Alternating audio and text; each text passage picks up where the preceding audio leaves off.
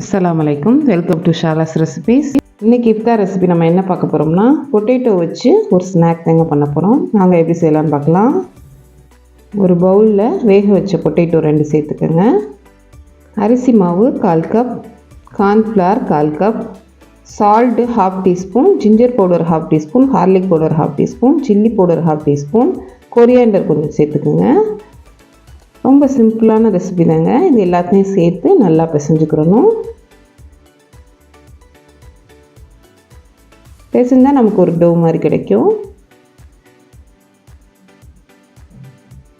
பிசைஞ்சாச்சு. இது நீங்கள் என்ன ஷேப்பில் வேணால் பண்ணிக்கோங்க. குயிக்காக பண்ணக்கூடிய ரெசிபி. நான் இந்த ஷேப்பில் பண்ணியிருக்கேன். நீங்கள் ரவுண்டு எப்படி வேணால் பண்ணிக்கலாம்.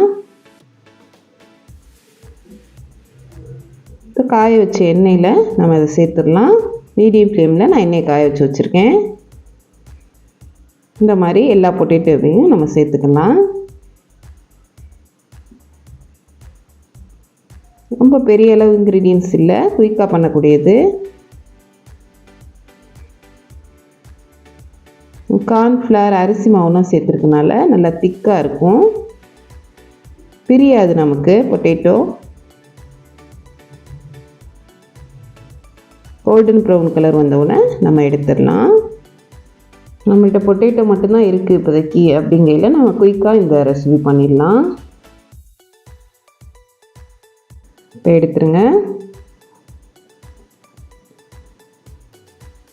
அவ்வளோதான், சிம்பிளான பொட்டேட்டோ ஸ்நாக் நமக்கு தயாராகிடுச்சு. இஃப்தார் ரெசிபி நீங்கள் ட்ரை பண்ணி பாருங்கள். டொமேட்டோ சாஸோடு சர்வ் பண்ணல நல்லாயிருக்கும். இன்ஷா அல்லாஹ் நெக்ஸ்ட் வீடியோவில் பார்ப்போம்.